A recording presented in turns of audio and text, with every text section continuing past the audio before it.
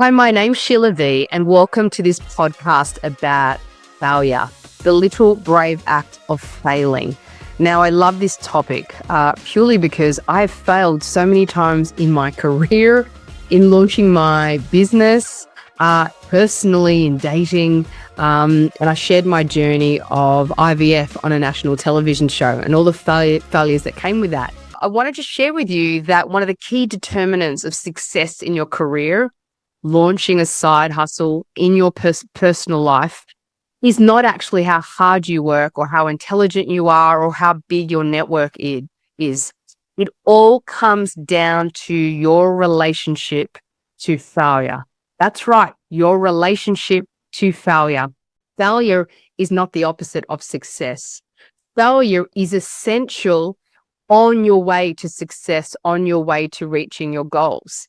And as a high performing executive, as a person launching a coaching business, you might be writing a book, launching a podcast, trying to live a bigger and a bigger life. You need to develop a more healthy relationship with failure, and failure in all different sizes. The fear of speaking up in a meeting and stumbling on your words, all the way to being on a big stage.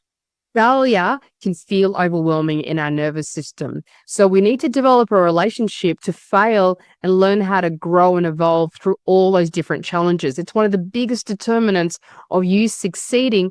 It's also the way you create a bigger vision and a goal for yourself.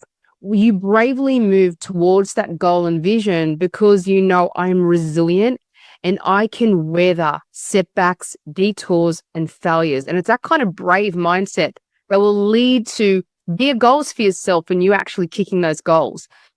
So let's talk about why we need to change our relationship to failure firstly. If we don't change our relationship to failure, we end up living a contracted life, because an expanded life will involve failure, and we know that.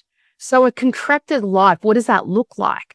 Well, it looks like not speaking up in a meeting, not saying yes to that promotion or yes to that new opportunity that's come up at work. It's not starting to write that book or launch that podcast. It's not putting yourself out there on social media because of the perception of failure or the perception of being judged, which makes us feel like a failure. So it's essential that we change our relationship to failure. So let's unpack why failure even exists. Failure exists because we have a plan. Let's call that plan A. And we set our plan A's up when we're in our late teen years or early 20s. And I bet any of you listening to this podcast today, if you look at your life now, and I'm 48, and the life I'm living now is definitely not the life I thought I would live when I was 18 to 21. So this is my plan A. My plan A was getting married to a dentist. Don't ask me why a dentist or a doctor. Having 3 children by 28 and a very successful career. I was living in some fantasy unicorn land, that's for sure. Those plans failed very early on. I hit my 30s. I was single. I was not picking healthy relationships. I definitely wasn't on my way to getting married and having a child. And so the plan A that we set for ourselves tends to be born from someone else's construct, a set of ideals that our culture or society put forward as an ideal way to live our life, okay? Plan A fails. What we do is set up some sort of backup plan, a plan B. Now, plan B is still born from that identity of I need to succeed. I need to look like a success. I need to earn lots of money. I need to create this safe life around me where I can control everything. So plan B tends to rock our illusion of control. We start realizing, gosh, I'm not actually in control of as much as I thought. I want these things, yet they're out of my reach. We start to realize we need to heal. We need to work on our consciousness. We need to start spiritualizing our life, having mindset tools, resilience tools, more emotional mastery when plan B fails. I want to introduce a concept to you that is a game changer. Now, listen for it. You might want to get your pen out and write this down. And this is one of the very important concepts in my book that's just come out, The Power of Little Steps. So what if plan C was always the plan? What if plan C, the life you are living now, was always the plan and you had to fail in your plan A and have all these detours to get to plan B and that still failed too? And what if the version of your life that you're living now was always part of the plan? Well, I discovered this in coaching and launching my keynote speaking business, becoming a donor mum, getting married much later in life. It's who we become on our way to our plan C that is the most important factor in our lives. We're all looking for this elusive purpose. And what if I was to tell you your purpose is to find the most expanded, authentic version of yourself? And that will involve failing not one time, but multiple times. It's the compounding nature of failure, honestly, that can leave us feeling really burnt out, exhausted. It can feel us having a real sense of despair in life, especially if you find yourself being a single mother, or you've been made redundant not once or twice and you've got a big mortgage, or you're parenting a teenage child and you're struggling at work and it feels like all the challenges are coming from all these different spaces. What if you could find a way to build a brave and resilient and mindset and realize where you are is actually perfect? It's the life you really wanted for yourself. And this version of your life is the life that's allowing you to become the most expanded version of yourself. Now, this might be quite hard to hear if you're in the middle of your dark night. I get it. And I've had more than one dark night in my life, for sure. However, if we can change our relationship to failure and realize it's making us the most resilient version of ourselves, it's making us gritty, resilient, it's making us probably empathetic and more compassionate and more human. So I want to ask you to reflect on the failures in your life in the past. From a very young age, you might be missing out on that university opportunity or that scholarship, that first relationship, that first big heartbreak failing. Who did you become because of that early failure, and how does that serve you now? It's so important in our life to cultivate a journal practice. Now, I was a real skeptic of journaling. And because I thought, why journal? It's just a waste of time. And my nervous system could not calm down enough to sit and hold a pen and write. Now, what I've realized with journaling is journaling stops our ruminating mindset. It arrests thoughts that are not helpful, and it helps us challenge thoughts from the past that that do not serve us currently or in the future. So I want you to look back at your perceived failures from the past, that divorce of that first marriage failing in your 20s. How did it serve you now in your 30s, 40s, or 50s to become who you're meant to be? Failure can feel like a death, but it's actually a resurrection. Failure can feel like a dissolving of a version of yourself, but the truth is that version needed to dissolve. That identity needed to die so that this authentic new version of yourself needed to be reborn. Now, if I reflect on my life, I got made redundant in my mid-30s and I got fired at my end of my 30s. So I had sort of two job losses 5 years apart. My first redundancy was one of the best things that ever happened to me. I was so scared of leaving this job. It became such a safe zone. I'd been there for 7 years. Now, straight after I got made redundant, it was a proper dark night. I was so embarrassed about being made redundant. I didn't tell anyone that I lost my job. I was scared of what my parents thought, the judgment. Years later, I became a finance director because of that redundancy. I did so much work on myself, my leadership style. I expanded my network so quickly because I had to. I became so resilient as a leader, all because of that redundancy. I would not have become the finance director many, many years later if not for that redundancy. It served as an important formative part of my career. Now, many years later, I was fired from a job. Now, this firing was so important too, because I was yearning to start coaching and speaking and writing my book. I was so scared of leaving this safety zone for my professional executive career. but my soul calling, my heart, every morning I would wake up and think, I really, really want to do this thing. But I was so scared of leaving this massive safety zone. My whole identity was wrapped up in being an exec, earning a salary, driving a certain car, being a corporate go-getter. I did not understand what this new version of my life looked like. So what did the universe do? It created an opportunity disguised as a failure and chaos. And because of that failure, that next day, literally, I started my website, and the business I'm running today, it's 5 versions of that website later that started because of that failure. And I have so much gratitude for that failure. So often in life, the version that we're waiting for to become, to be born, I guess, it necessitates a failure to get us there. So we're becoming resilient. We're detouring away from the life we've outgrown, we've become bored of, or is not aligned with who we're meant to be. So failure is necessary. And the plan C, the version of your life you're living now, can you look at it and actually go, say to yourself, this is actually always the plan, and look for evidence that that is true. Now, the other reason why we fail is we're not listening to signs from the universe. So quite often the universe will give us a whole lot of redirection opportunities.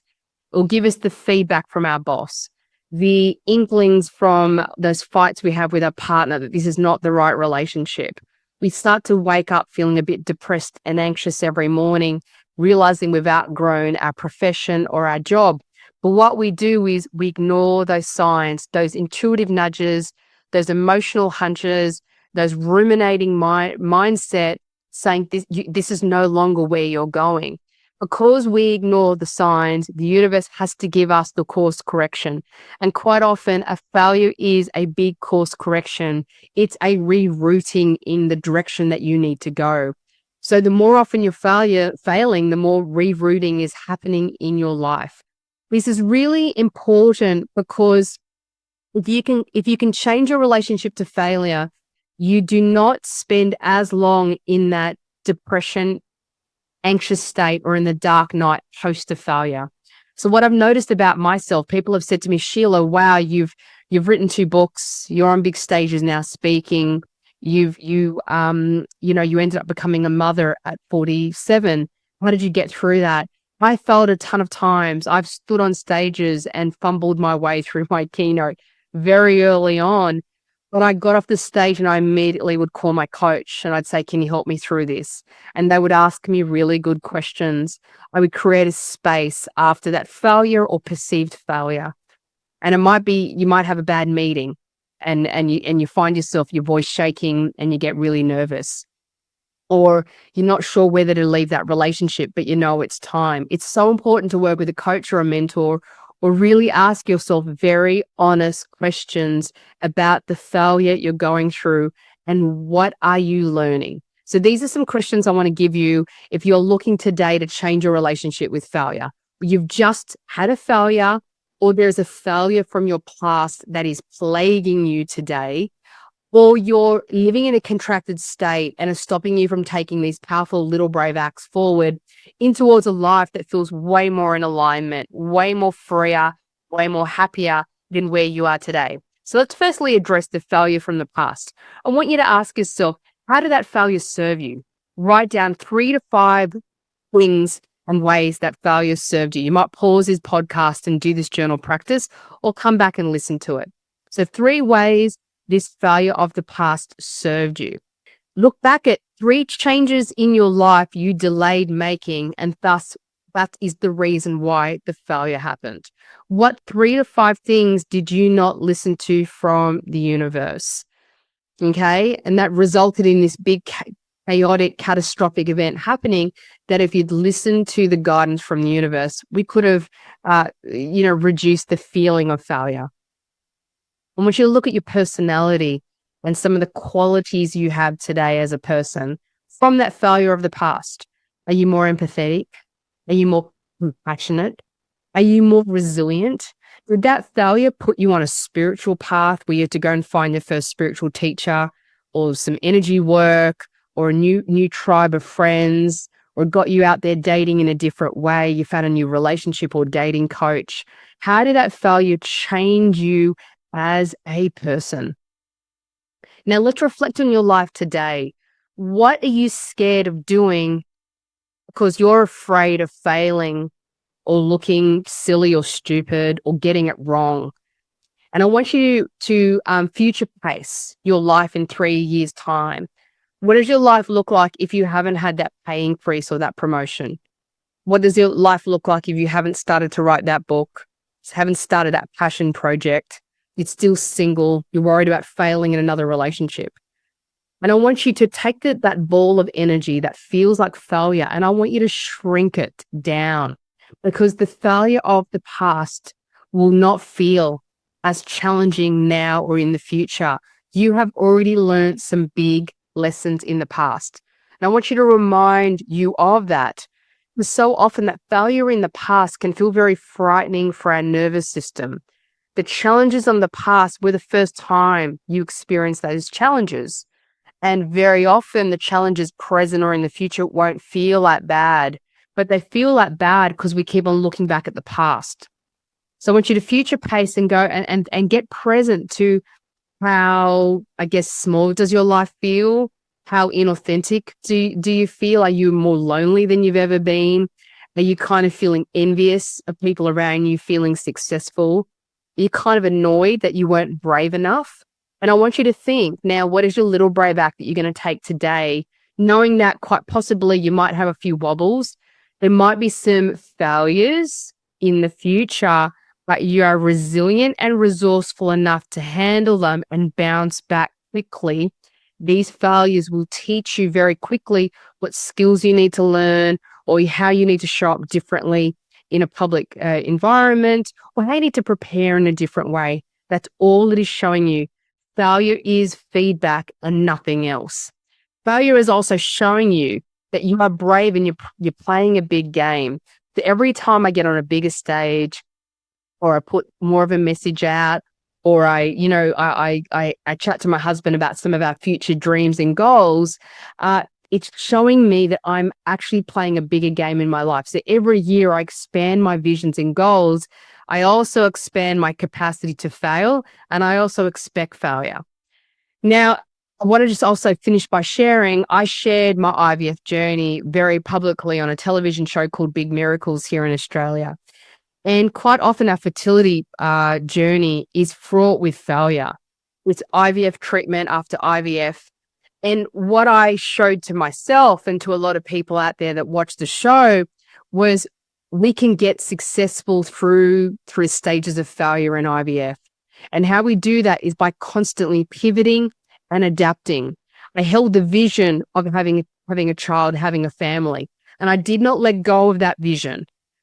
But I let my plan A go, which was using my frozen eggs at 38. I let my plan B go, which was doing 6 more rounds of IVF in my mid-40s. And I embraced my plan C. And my plan C was buying donor eggs and becoming a donor mum. Now, was plan C ever part of my journey to becoming a mother? No. And could I look at myself and say, you failed. You failed as a mother. You failed on your fertility journey. Well, some other people might look at me and say that.